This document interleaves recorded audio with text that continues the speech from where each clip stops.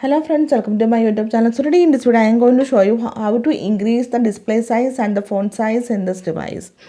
For this, open settings, tap on display and brightness.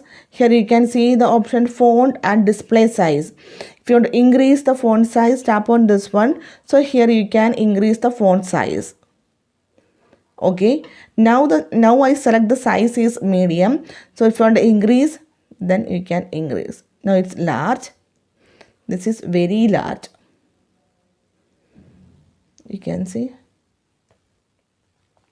this is the default font size. This is a small size.